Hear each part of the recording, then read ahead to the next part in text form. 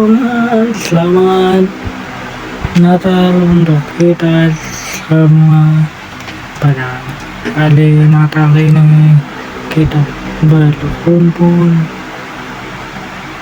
di mana kita memperingati hari ulang tahun juru selamat kita 2000 tahun yang lalu, yaitu Tuhan Yesus Kristus yang telah lahir ke dunia 2000 tahun yang lalu, datang ke dunia untuk menyelamatkan kita semua.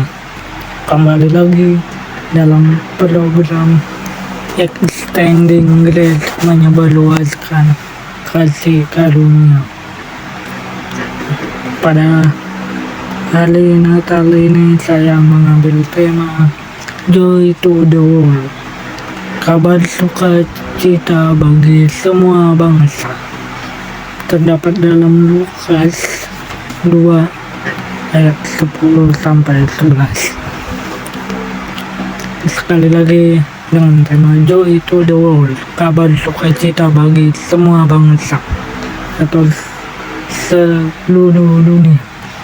Lukas 2 ayat 10 sampai 11. Lalu kata malaikat itu kepada mereka, jangan takut, sebab sesungguhnya aku memberitakan kepadamu kabar kesukaan besar bagi seluruh bangsa. Hari ini telah lahir bagimu juru selamat, yaitu Kristus Tuhan di kota Daud. Amin. Di dalam perikop ini adalah peristiwa di malam hari pada saat gembala-gembala yang saat itu bermalam di padang. Malaikat datang kepada mereka menyampaikan berita sukacita tentang kelahiran juru selamat manusia, yaitu Kristus Yesus Tuhan. Dan malaikat menyampaikan bahwa mereka akan menjumpai seorang bayi yang dibungkus dengan kain lampin dan terbaring di dalam palungan. Dan malaikat Tuhan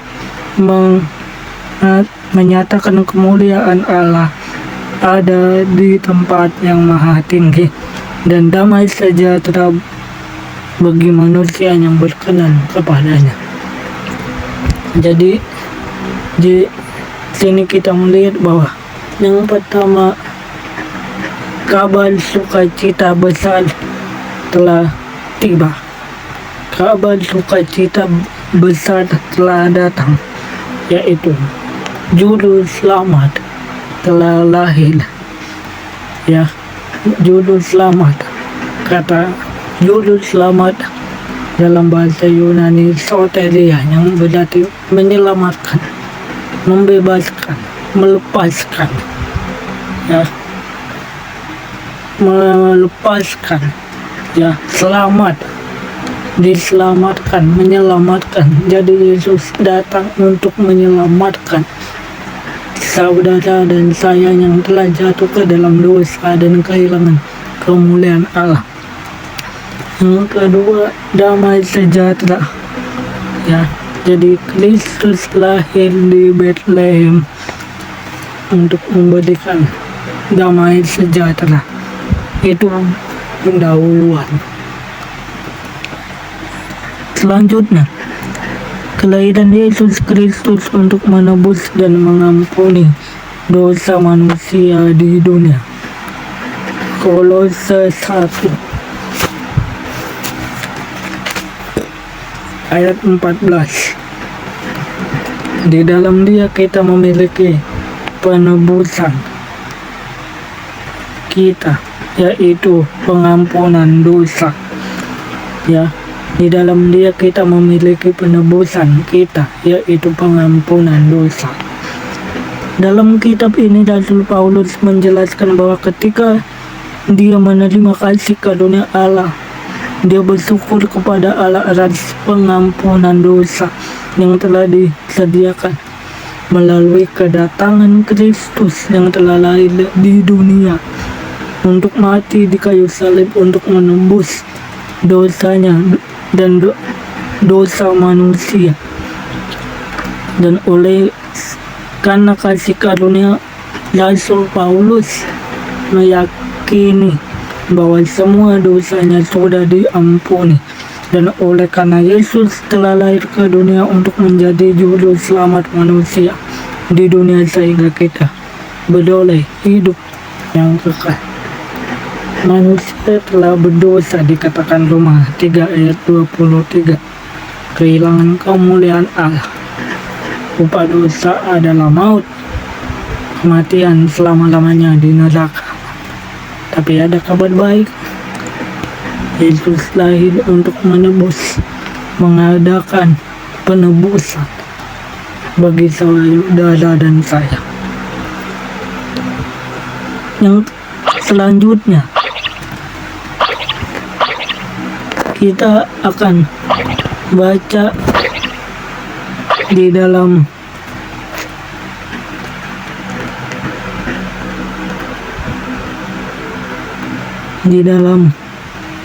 Yohanes 1 ayat 29.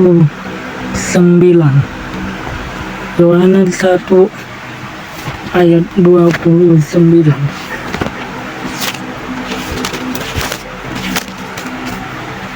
Ya, Yohanes 1 ayat 29.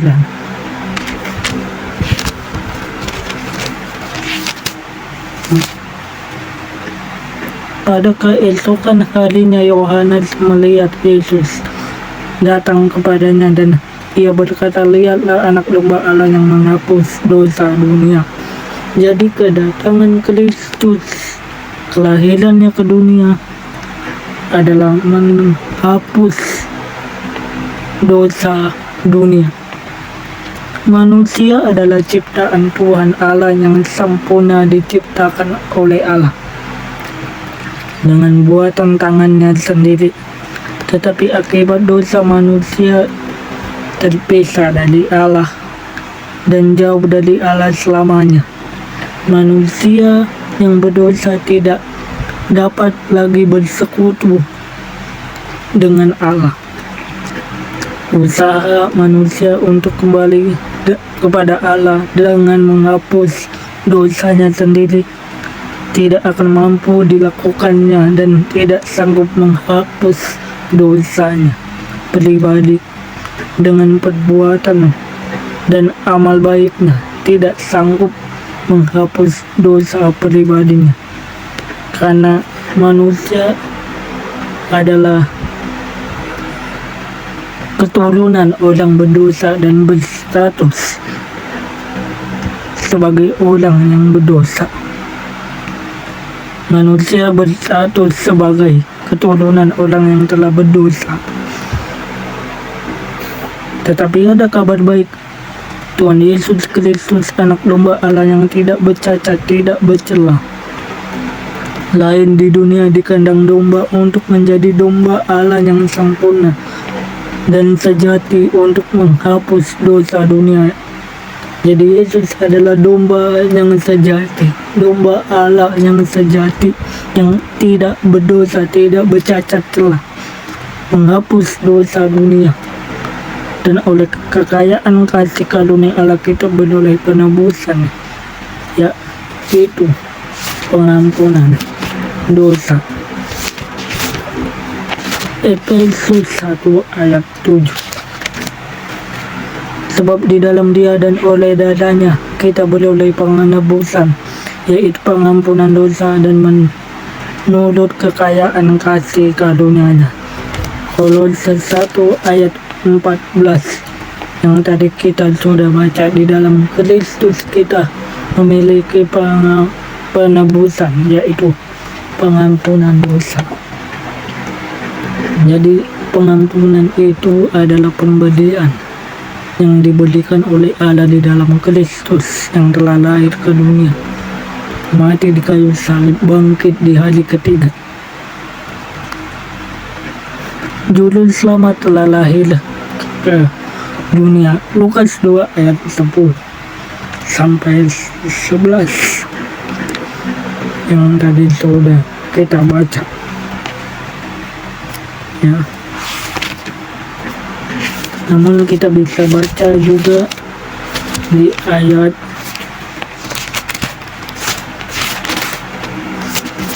ayat 11-nya, hari ini telah lahir juru selamat. Hari ini telah lahir bagimu juru selamat, yaitu Kristus Tuhan di kota Daud. Manusia yang berdosa itu harus menerima hukuman dan kematian kekal. Tapi tidak ada satupun yang dapat menyelamatkan dirinya sendiri. Tidak ada satupun kita bisa menyelamatkan diri kita sendiri. Dengan usaha perbuatan agama, ya, kita tidak sanggup menyelamatkan diri sendiri dari hukuman kekal. Tetapi ada kabar baik untuk kita hari ini. Telah lahir juru selamat, seorang juru selamat, yaitu Kristus Tuhan di kota Daud. Dia datang untuk menyelamatkan saya dan saudara yang berdosa, yang percaya kepadanya. Kata selamat dalam bahasa Yunani soteria, yang berarti selamat. Ini merupakan kata benda nominatif jenis kelamin maskulin. Artinya hanya satu, nomor satu, dan bersifat tunggal. Jadi keselamatan itu kata nominatif dan bersifat nomor satu, hanya satu, tunggal, ya, sehingga kita dapat simpulkan bahwa hanya satu yang dapat menyelamatkan orang berdosa dari api neraka. Kita simpulkan bahwa hanya Yesus Kristus satu-satunya juru selamat dunia yang dapat menyelamatkan manusia dari dosa dan menyelamatkan dunia ini yang telah jatuh ke dalam dosa melalui kelahirannya ke dalam dunia. Dan damai sejahtera Allah diberikan kepada manusia yang berkenan kepadanya. Kelahiran Yesus Kristus sebagai juru selamat manusia satu-satunya. Kisah pada Rasul 4 ayat 12. Kisah pada Rasul 4 ayat 12.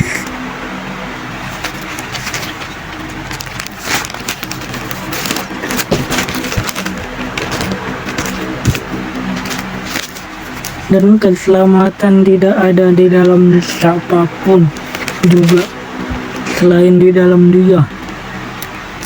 Sebab di bawah kolong langit ini tidak ada nama lain yang diberikan kepada manusia yang olehnya kita dapat diselamatkan. Manusia yang berdosa tidak akan bisa menyelamatkan diri sendiri dengan cara apapun. Dengan perbuatan, usaha agamawi, dan ritual agamawi, praktek-praktek rutinitas gerejawi tidak akan pernah bisa menyelamatkan diri sendiri dari hukuman atas dosa. Dengan kesalahan diri sendiri, kebenaran diri sendiri, dan apapun itu namanya, tidak sanggup menyelamatkan diri kita dari dosa dan kematian kekal.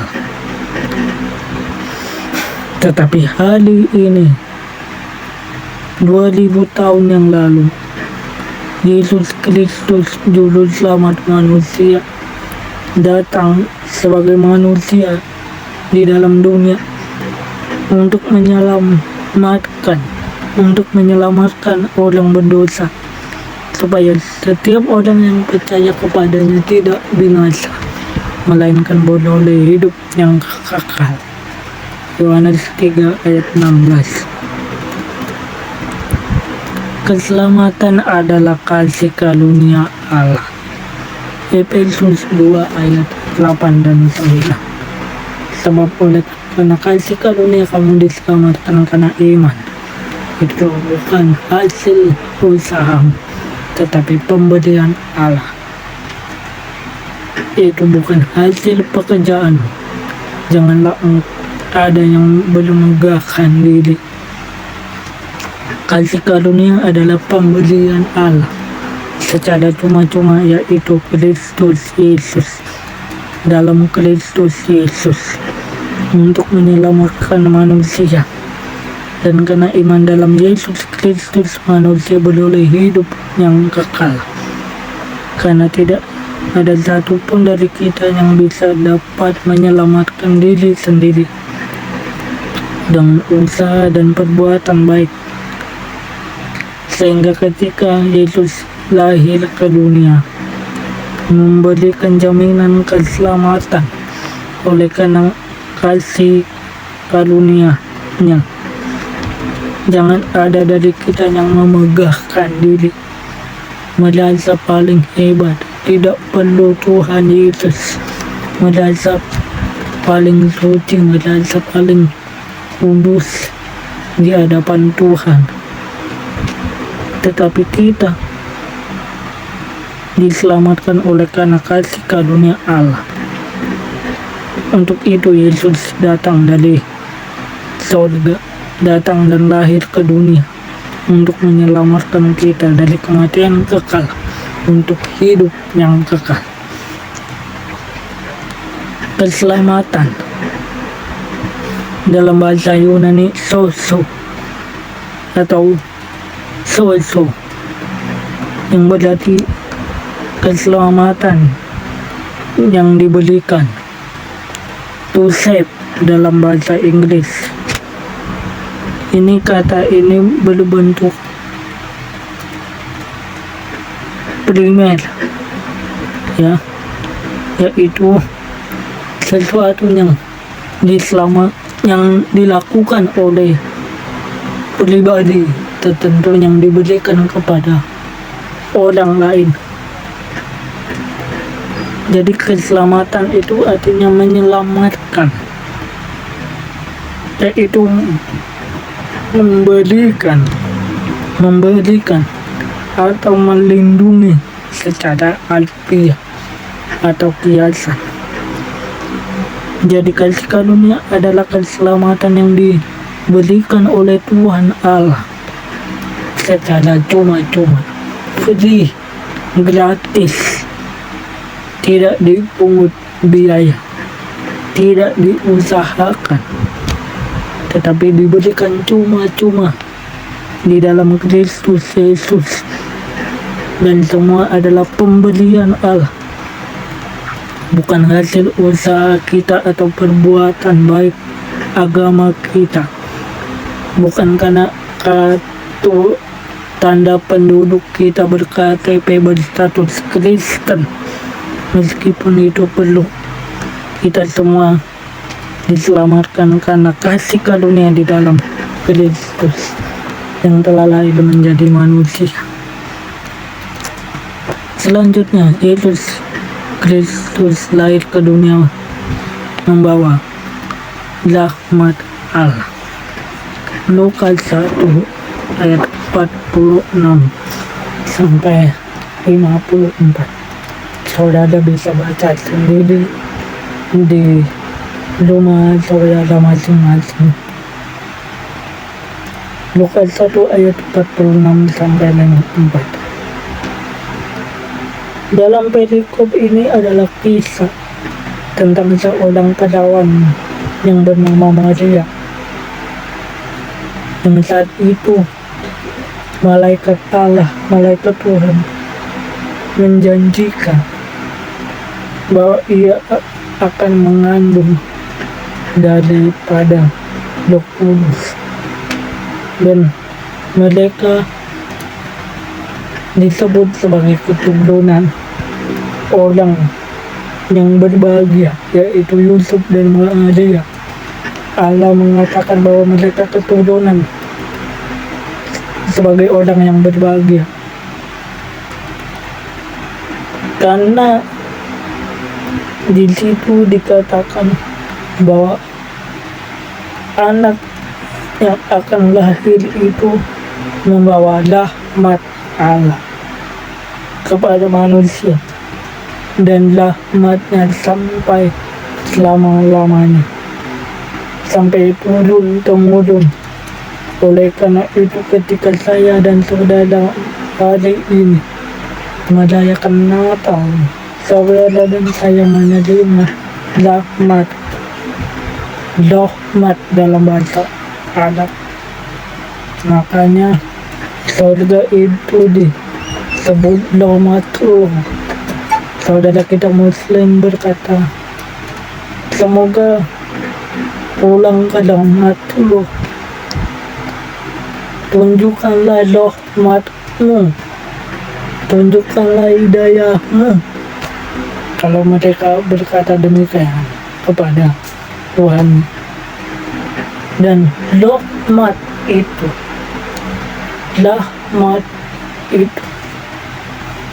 hidayah itu, petunjuk itu adalah kasih karunia Allah di dalam Yesus Kristus. Sehingga saudara dan saya yang percaya kepada rahmatnya Allah atau rahmatnya Allah di dalam kasih karunia Allah, yaitu Yesus Kristus, dan menerima Yesus Kristus, percaya kepada Yesus Kristus sang rahmat itu yang sudah lahir, yang sudah datang, kita akan menerima rahmat itu, rahmat atau kasih karunia Allah di dalam Yesus Kristus Tuhan. Dan dialah yang akan memerintah dalam dunia dan mati di kayu salib menyelamatkan manusia yang berdosa sebagai bukti cintanya, sebagai bukti cinta Allah kepada manusia. Yohanes 3 ayat 16. Namun tidak semua orang menerimanya, tidak semua orang percaya kepadanya.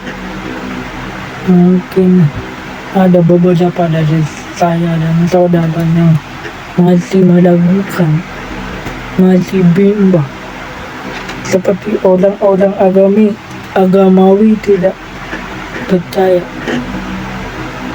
tidak tahu jalan. Ya, orang-orang agamawi tidak tahu jalan untuk beroleh hidup yang kekal. Saudara, kita akan buka di Yohanes 14 ayat 5. Yohanes 14 ayat 5. Kata Thomas kepadanya, Tuhan, kami tidak tahu kemana engkau pergi, jadi bagaimana kami tahu jalan ke situ? Masih banyak manusia di dunia ini yang tidak tahu jalan untuk beroleh hidup kekal. Sama seperti Rasul Thomas yang tidak dapat mengetahui jalan untuk datang kepada Bapa dan hidup kekal. Masih banyak orang-orang agamawi, orang-orang agama lain yang masih bingung, kemanakah nanti kalau saya innalillahi, kemanakah saya nanti kalau saya pulang meninggalkan dunia yang fana ini. Masih bingung, masih bimbang dan ragu untuk beroleh keselamatan hidup kekal, untuk masuk ke dalam surga.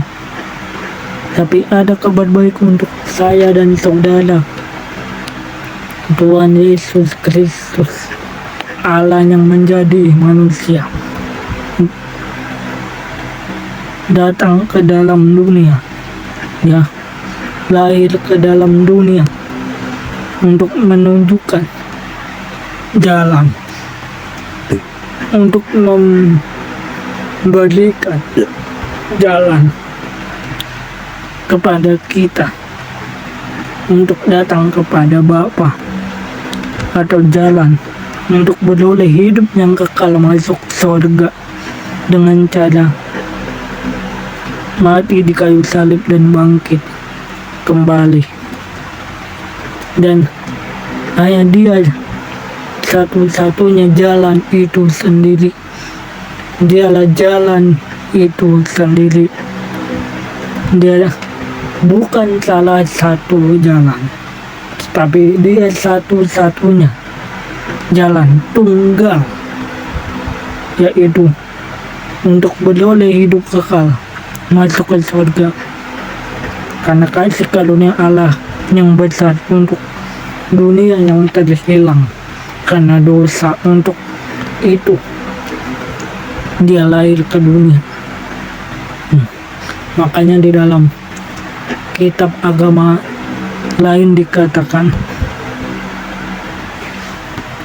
Iyyaka na'budu wa iyyaka nasta'in ihdinas siratal mustaqim.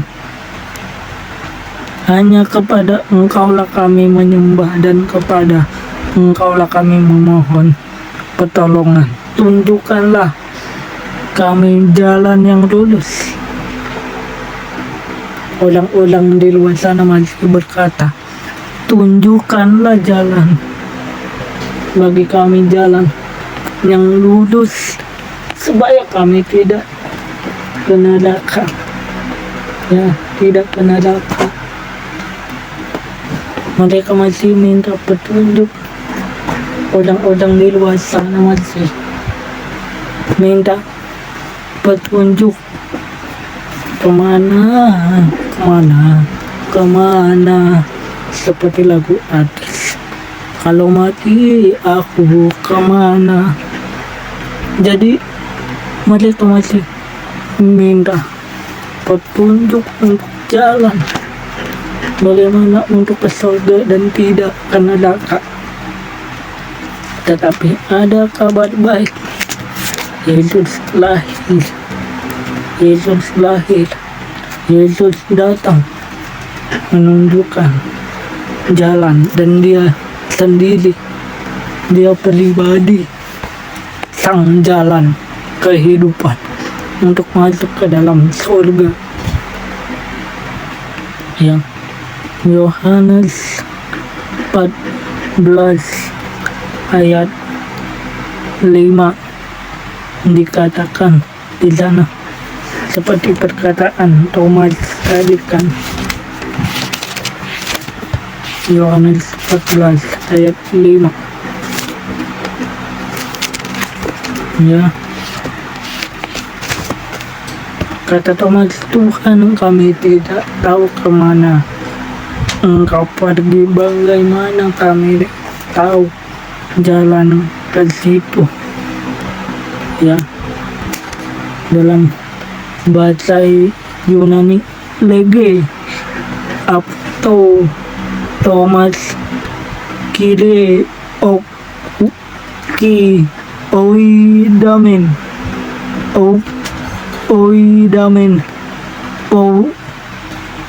ipages kaipos dinameta tin odon edeinai, dalam bahasa Yunani. Ya, dalam bahasa Inggrisnya kita baca dulu Yohanes 14 ayat 5, ya, Yohanes 14 ayat 5, ya. Thomas said unto him, Lord, we know not whither to go, and how can we know the way? Ya, masih minta petunjuk, tidak tahu kemana jalan. Namun Yesus datang sebagai jalan ke surga. Yesus datang lahir ke dunia karena Dia satu-satunya jalan ke surga. Yohanes 14 ayat 6, Akulah jalan dan kebenaran dan hidup. Tidak ada seorang pun yang datang kepada Bapa kalau tidak melalui aku. Manusia adalah ciptaan Allah yang telah jatuh ke dalam dosa dan kehilangan kemuliaan Allah. Roma 3 ayat 23. Akibat dosa, manusia hidup di bawah maut, dan sebagai upah dosa, upah dari dosa. Dan tidak ada satupun dari saya dan saudara yang kalau mati ingin masuk neraka dan terpisah dengan Allah selama-lamanya. Faktanya tidak ada dari kita yang mau masuk neraka. Manusia yang berdosa tidak akan bisa membuat jalan dan menyelamatkan diri sendiri dari upah dosa. Usaha agama dan ritual agama tidak satupun yang bisa menyelamatkan diri sendiri, sekalipun dia tokoh agama atau para nabi-nabi dalam perjanjian lama pun tidak akan bisa menyelamatkan.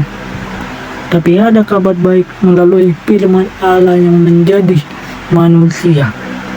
Sang Logos itu firman Allah yang menjadi manusia. Yesus Kristus telah lahir sebagai jalan keselamatan untuk hidup yang kekal.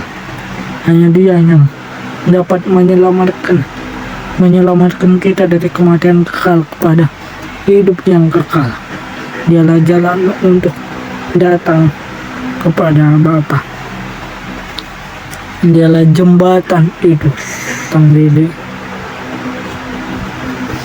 Lalu bagaimana cara kita menerima keselamatan dan kasih karunia dan rahmat Allah di hari Natal ini? Pertama, mendengar kabar dan sukacita. Lukas 2 ayat 10 sampai 11.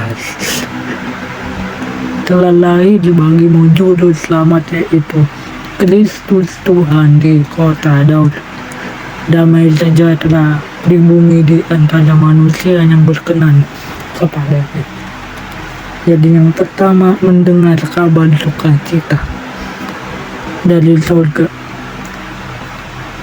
Kedua, percaya kepada Yesus Kristus yang telah datang untuk mengampuni dosa manusia. Yohanes 1 ayat 29. Inilah anak domba Allah yang menghapus dosa dunia. Perjanjian lama, kalau orang berdosa, mereka harus membawa domba untuk dikorbankan dalam sekali dalam setahun, diulang-ulang. Tapi Yesus lahir, Dia adalah domba yang mengampuni, menghapus dosa dunia, dosa-dosa manusia. 3. Menerima rahmat kasih karunia Allah. Lukas 1 ayat 46 sampai 54. 4. Percaya bahwa Yesus Kristus satu-satunya jalan untuk ke surga, yang telah lahir di kandang domba 2000 tahun yang lalu, lahir di tengah-tengah dunia yang gelap, dan hidup untuk selama-lamanya. Dia adalah satu-satunya jalan untuk ke surga. Apa yang dapat kita tarik, yang dapat kita simpulkan di hari Natal ini? Dosa telah masuk ke dalam dunia dan membawa manusia ke dalam kematian yang kekal. Dari perbuatan dan usaha manusia perbuatan baik tidak akan pernah bisa menghapus dosa pribadinya dan dunia, karena dunia telah jatuh dan hidup di bawah kuasa si jahat dan kematian kekal.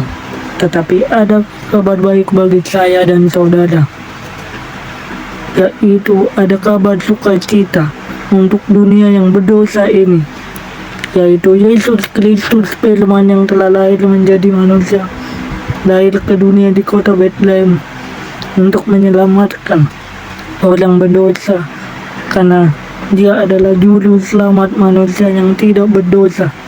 Dia datang untuk mati supaya setiap orang yang berdosa yang percaya kepada kelahiran dan kematian serta kebangkitannya tidak akan mati lagi, melainkan hidup selama-lamanya. Gloria in excelsis Deo. Merry Christmas. God with us.